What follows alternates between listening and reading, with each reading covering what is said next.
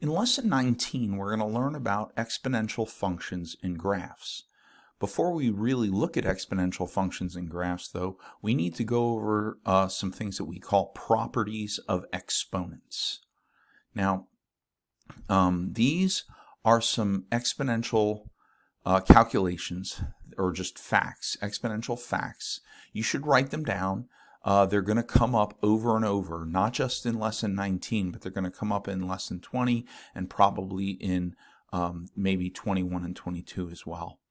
The first one here says 2 to the 0 power is equal to 1. So there's a fact in math that any number except 0 raised to the 0 power always equals 1. So 2 to the 0 power is equal to 1. 3 to the 0 power is equal to 1, 4 to the 0 power is 1, 5 to the 0 power equals 1, so does 6 to the 0 power. So the idea, a lot of people in their mind, as soon as they hear 0, because they know that multiplying by 0 equals 0, many people believe that if I were to ask you, hey, what's 2 to the 0 power, many people would say that it equals 0, but it does not. We are not multiplying by this number. That's not what's happening. What's happening is the exponent is telling us how many times to multiply this number, and we can never multiply 2 by anything except for 0. If we're just multiplying 2's, then we'll never get 0. So 2 to the 0 power cannot equal 0. 2 to the 0 power equals 1. Okay? And like I said, 3 to the 0 power also equals 1. So does 4 to the 0 power. So does 10 to the 0 power. In fact, if we were to say what is 1.379 times 83x to the 0 power, it would equal 1, unless x was equal to 0. It would not equal 1 if x was equal to 0. Okay?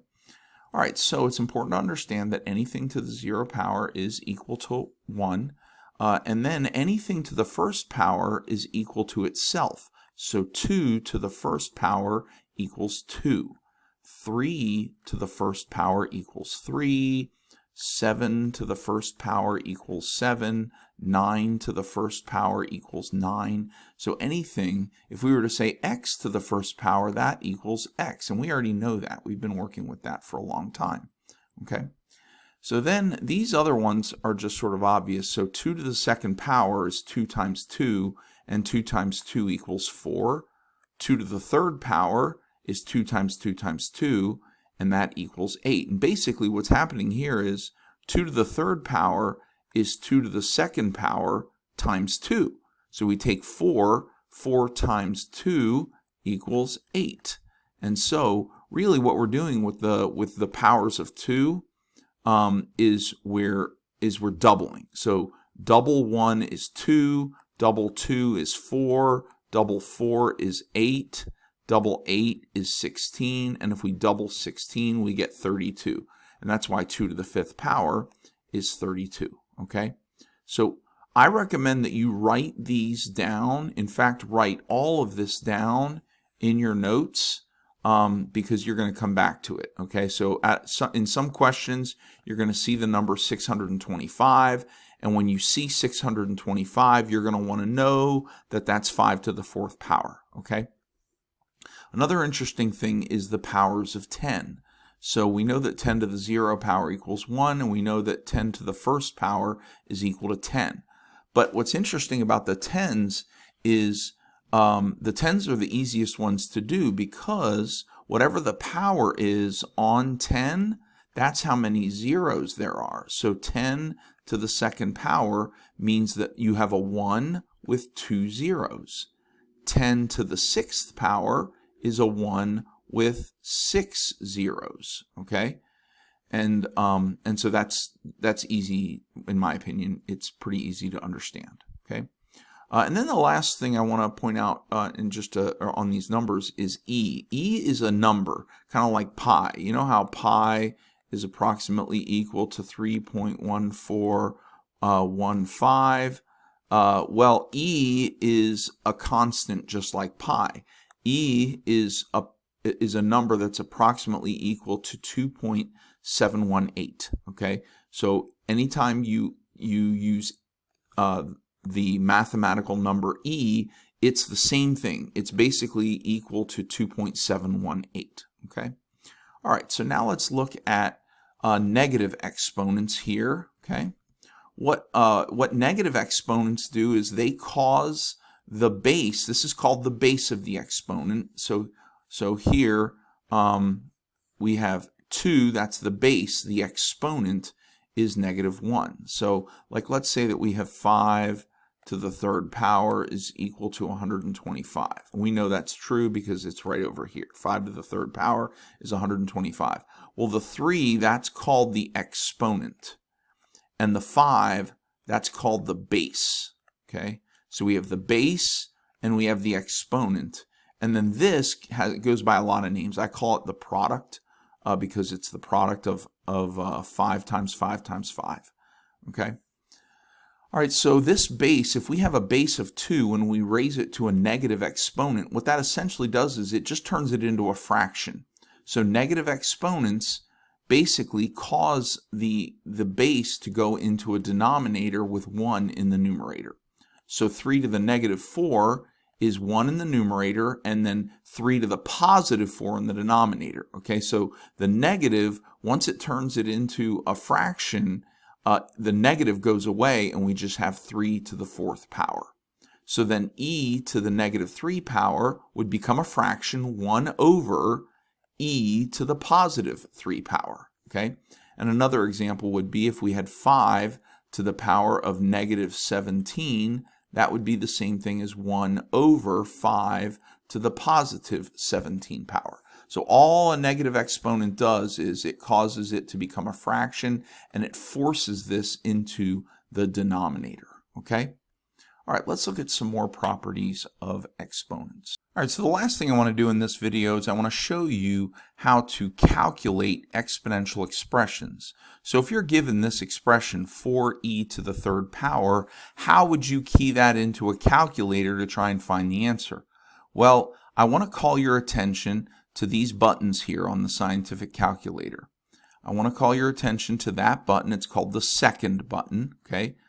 And I want to call your attention to what's called the natural log button, ln. But the reason we need the ln button is because over top of it is e to the x. It's hard to see, but it's right here. It's right over top of the button, okay? So we want this e to the x. That's how we are going to raise e to the third power. And then this button right here I call it the exponent button. It's how we raise to a power. And that button is right here on the calculator, okay? All right, so let's say we want to know what is 4e to the third power. Well, what we're going to do is we're going to press 4, then we're going to press the second button.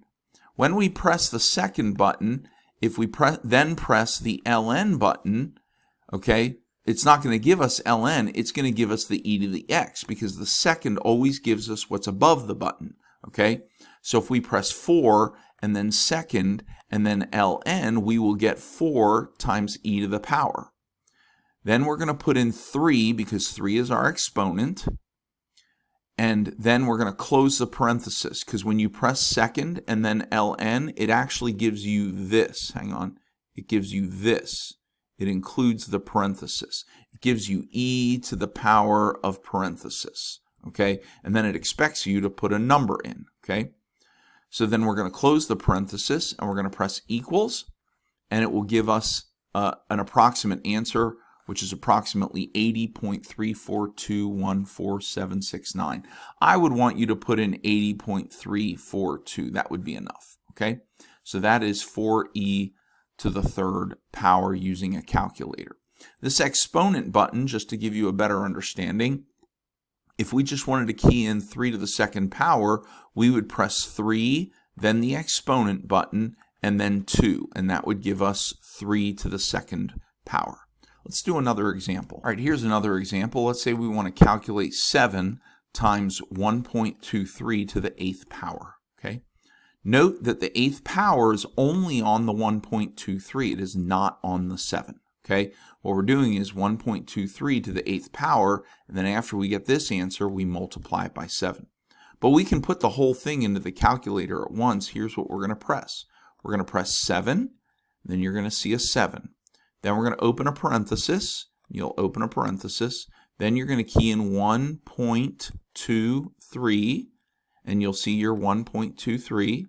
Then you're going to press the close parenthesis, which, by the way, here are the parentheses. If you don't know where the parentheses are, they're right here and here.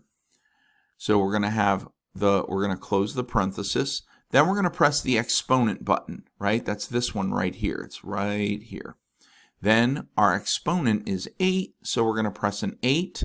Then we will press the enter or the equals button, which is right down here, and it's going to give us an answer, and it's going to give us 36.672 with a few more numbers. Okay, 36.672. Now you don't have to write these little dots here. You can just write 36.672. Okay, and that's how we calculate exponential expressions with a scientific calculator.